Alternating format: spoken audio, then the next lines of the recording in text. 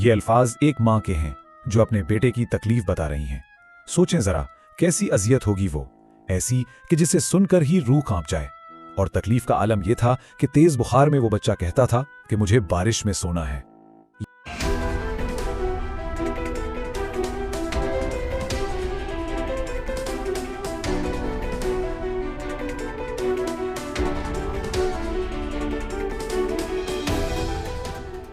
आज हम एक ऐसी कहानी पर बात करने जा रहे हैं जो सिर्फ नंबर्स की कहानी नहीं है। ये उन मासूम जानों की कहानी है जो एक ऐसे अलमिये का शिकार हुई जिसे बड़ी आसानी से रोका जा सकता था। ये कहानी है मोहम्मद अमीन की। सिर्फ 8 साल का बच्चा था। इसकी जिंदगी एक ऐसी बीमारी ने छीन ली जिसका उसके घर वालों ने कभी तसव्वुर भी नहीं किया होगा। और उसकी मौत ने एक बहुत ही तल्ख हकीकत से पर्दा उठाया। और बात यहीं पर ख़त्म नहीं होती। अमीन के बीमार होने के कुछ ही दिन बाद उसकी 10 साल की बहन अस्मा, उसमें भी इसी वायरस की तशखीस हुई। मतलब एक ही खानदान पर यह दोहरा सदमा था। तो चलिए पहले इस बहरान की जड़ में जो इंसानी कहानी है उसे समझते हैं। ये कहानी सिर्फ आमीन और अस्मा की नहीं, बल्कि इन जैसे ना जाने कितने ही खानदानों की है जो ये दर्द चुपचाप सह रहे हैं। तो सबसे बड़ा सवाल यह है कि आखिर ये इन्फेक्शन आया कहां से, कैसे एक अस्पताल का आम सा चक्कर उन बच्चों के लिए मौत का परवाना बन गया। देखिए, घर वालों का मानना बिल्कुल साफ है।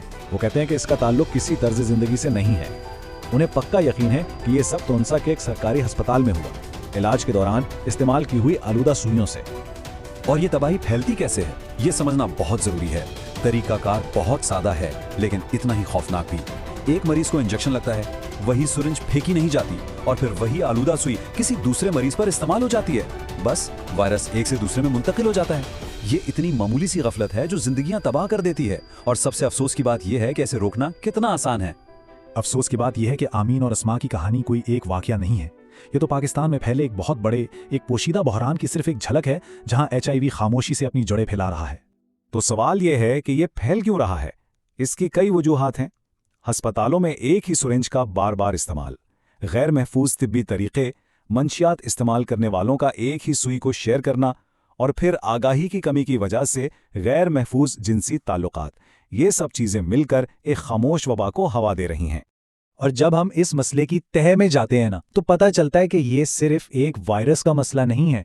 ये तो पूरा का पूरा सिस्टम कटहरे में खड़ा है, जहां गफलत के ऐसे सबूत हैं जिन्हें झुटलाया नहीं जा सकता। जरा इस नंबर को देखिए, 750 से ज्यादा।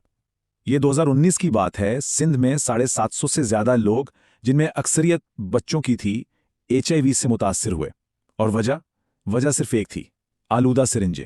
और ये कहानी सिर्फ सिंध की नहीं है। पंजाब के शहर तुनसा में सिर्फ 1 साल के अंदर नवंबर 2023 से अक्टूबर 2024 के बीच 331 बच्चों में HIV की तशखीस हुई। 331 बच्चे, ये एक खौफनाक हकीकत है। पता है, इस सूरत हाल के लिए एक मेडिकल टर्म भी है। इसे कहते हैं आयाट्रोजेनिक इन्फेक्शन। इसका मतलब बहुत सीधा है, वो बीमारी जो इलाज की वजह से ही लग जाए।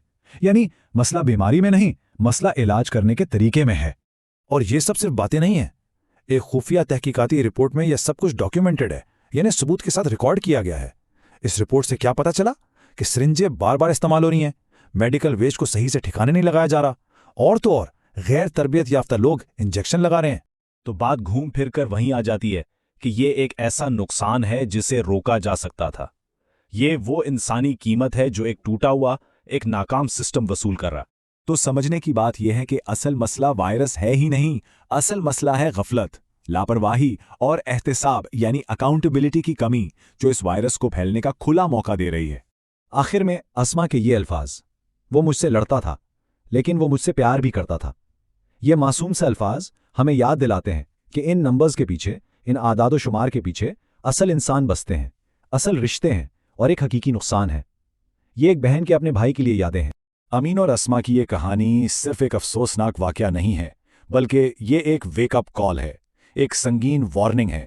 ये चीख चीख कर कह रही है कि हमारे अस्पतालों में, लोगों की आगाही में और पूरे मुआशरे में अब तब्दीली की सख्त ज़रूरत है।